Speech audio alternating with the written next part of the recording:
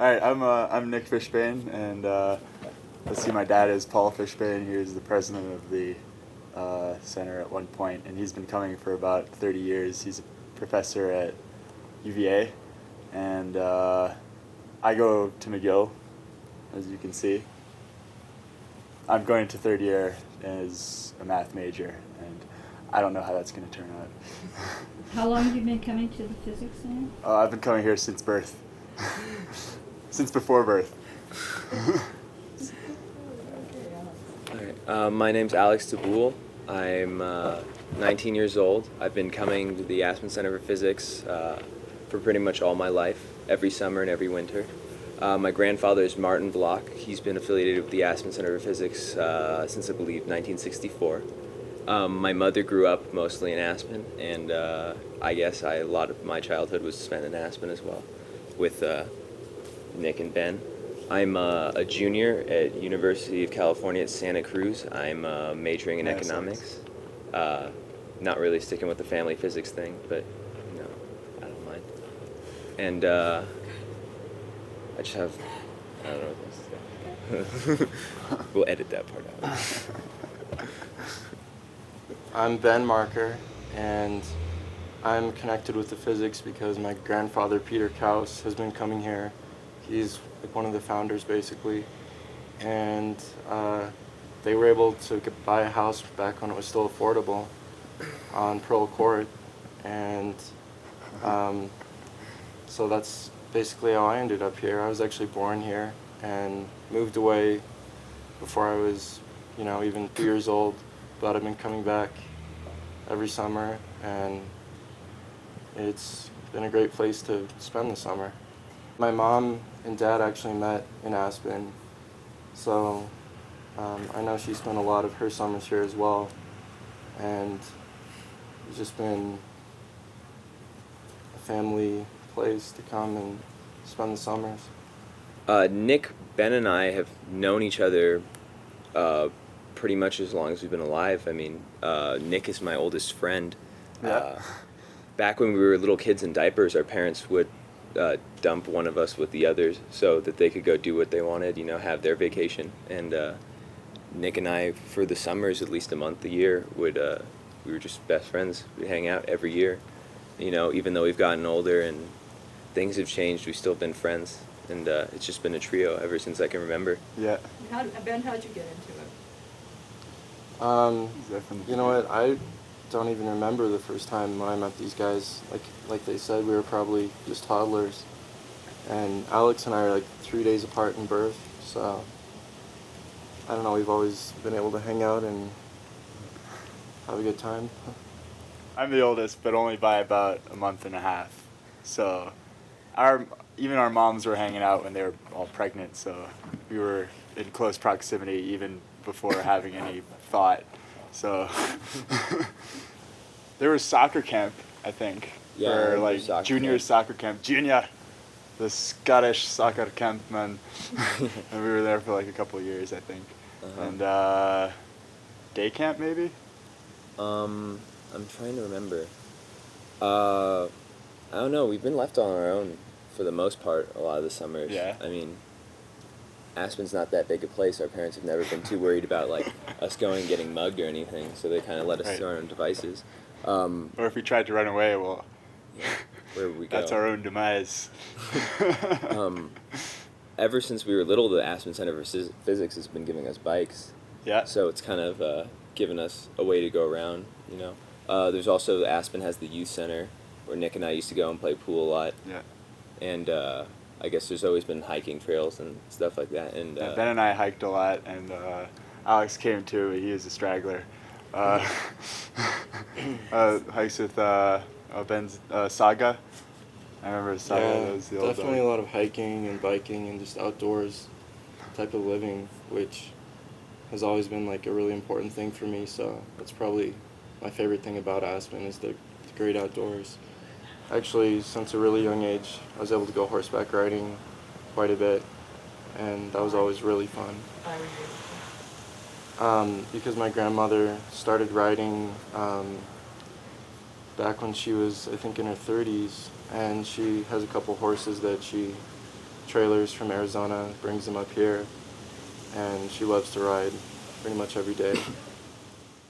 I don't think we've ever gotten in huge trouble as a threesome in any case.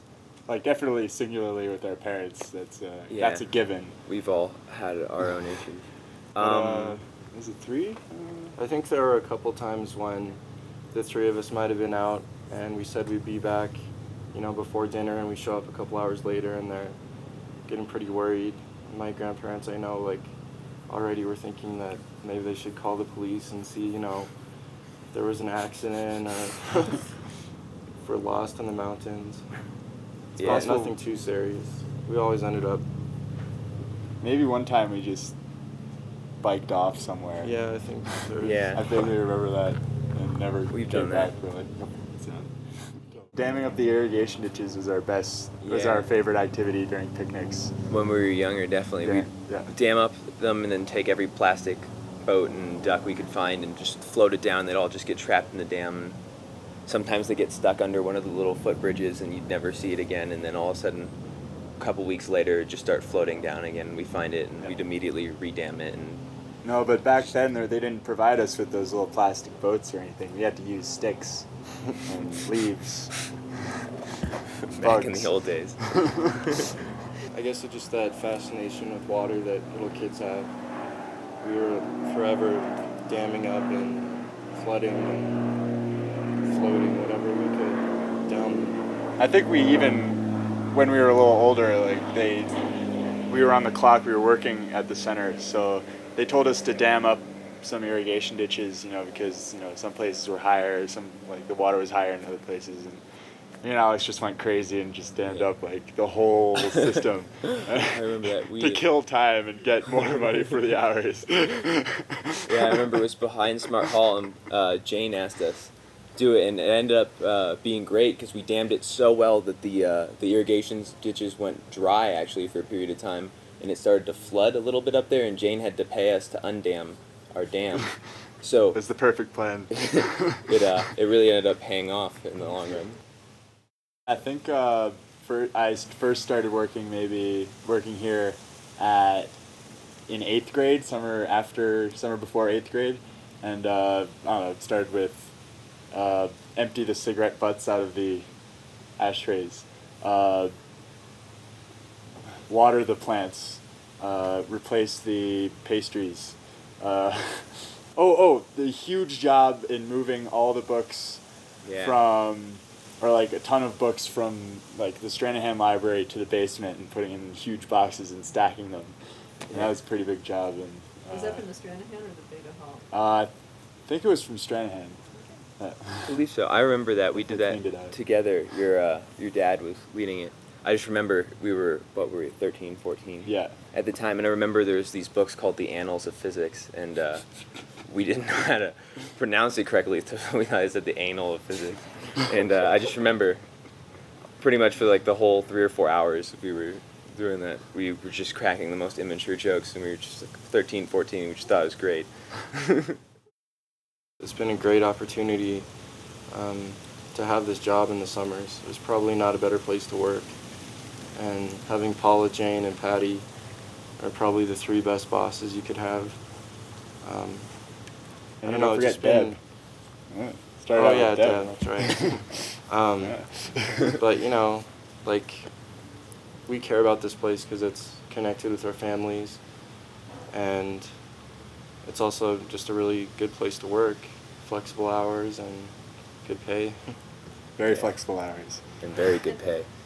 It's been nice being able to see things that might need fixing up, or going down to the basement and seeing what a mess it is, and then being able to go and clean it up and actually know that people appreciate that and use the library down there, and that the grounds look a little bit better because we've cleaned it up.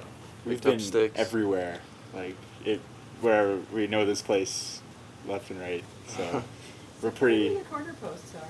What's that? Tell me where the corner posts are. What's the corner post? See, you haven't been every place. They mark the boundaries. Well, Oh, okay, yeah. Well, there's one over there. Over there. And if I remember, Smart Hall was built when we were pretty young, right?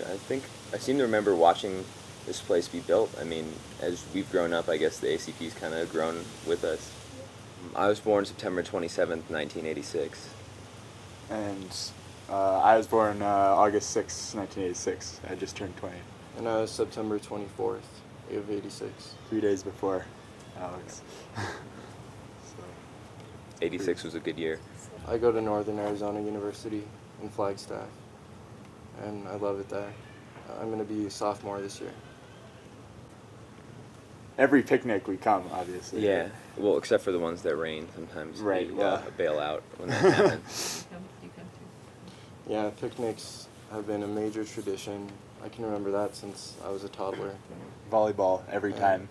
Yeah, volleyball was fun, especially with the physicists. Some of them are really goofy looking, so playing volleyball can be pretty fun. It's fun. We'll edit that part out. We're goofy. No, it's like a medley of players. You know. It's not your. Each have It doesn't a look like your specific average style. volleyball. And I think I've also babysat for a lot of physicists kids, and Yeah. I love doing that because that pays way more than babysitting in your hometown, because they think for some reason now that you're in Aspen they should pay 3 times more. So Yeah. that's fun. I babysat Karen Rave's son Andrew, and yeah, he's an interesting little dude. But his favorite activity whenever we're hanging out in the center is playing in the irrigation ditches and damming them up. So I definitely gave him some tips. We could get an engineering degree in damming irrigation. Oh, he's ditches. good. He's good. The rate He we're knows. going. I think he solved that problem. I was down there at one point last year before they scooped it out. It was all flooded, and he put lots of dammed it up really well. And sure enough, the level went down.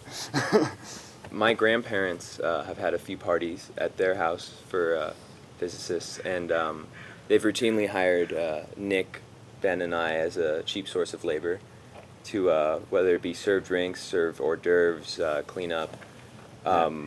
Usually just kind of be there and do whatever needs to be done, And then a lot of the physicists know us, so they like to talk to us too. So it's a fun situation. I Last get time, to see them all. Stephen gave me these specific instructions of making sure everyone's wine glass was full. Here, would you like the red or the white? Just everyone. I'll pass. Yeah. And definitely over the years, like, I think our our involvement in the parties has been bigger and bigger. Like it used to be, maybe we'd like go around and serve hors d'oeuvres and whatnot, but now we actually kind of like tell the little kids to go do the jobs that we used to do, and I don't know. I eat hors d'oeuvres. That's right. And I think we've been throwing quite a few more parties in the past couple years than we used to at the center. And I guess that's due to a new president and just a growing center. Well, working here, you see physicists usually either around the campus eating or talking amongst themselves, or in their offices, and I have no idea what goes on in their offices. I looked at my grandfather's computer one time, and he had all this physics, all this some physics problem, some huge thing with all these characters and symbols. I had no idea what they meant. So I'm definitely not a math person. So it's interesting, and I have great appreciation for it. And it's nice to know that some people have that ability and that desire to do physics. But it's not my area. I think physics summer camp would definitely be the best way to describe this, because obviously this facility isn't set up for them to do actual research. So what you see a lot of the time is physicists just talking about ideas and discussing things, and at times you see it get quite heated. At any given time, I have no idea what anybody's talking about. As I walk up and down the halls, there's chalkboards everywhere, and they're all filled with equations that are just massive and don't have any actual numbers in them. It's all just symbols, and for the most part, it's just a bunch of people with their peers just gathered together, and they they seem to really enjoy. They're just talking about physics and trying to broaden their horizons. You've got experts in every field from all over the place doing their own research who come and they discuss it here. I see my grandfather routinely come to the Center for Physics to have meetings, and either he comes back, he's just delighted because he's had this great conversation, or he's just furious at someone because they disagree with his opinions, and they're just having these discussions, and no matter what, it just seems like he's really having fun just talking about physics. It's not just his work, it's his life, it's his hobby, and I see that they get to come here and really discuss what they love. They can't do any actual laboratory work here. I mean, there's no particle accelerators in Aspen, and they don't have controlled labs per se. It's more theory here, I guess. I mean, you can develop theory in a place like this, but I guess doing the actual research, the physical hard data gathering is slightly more difficult than Aspen. And I think one other thing that's important about the Physics Center, especially for like our families, is that it's a place where you don't just come to do physics, but you have friends here that, lifelong friends. And I know for my grandfather that's a really important thing, because most of his friends are here. So even though most people don't live in Aspen year-round, being here in the summers is just a really good time for them to reconnect with friends and see their family and grandchildren and just watch, how time has evolved their lives and their connection with the Physics Center. Yeah, same with my dad. He has more friends here than anywhere else, and he's getting to dislike Aspen, the town, more and more just because of the development and everything. But he still loves the company, and that's why he comes every year. And he still wonders why they invite him back, because it's been 5 years. He was like, "Oh, we're never coming back here. I'm not doing research anymore, so they're never going to invite me back." But sure enough, there's kind of a clan. So he gets invited. So he still gets invited, even though he's not doing research anymore. So what do you think he does here? He works on his book, and he also enjoys life.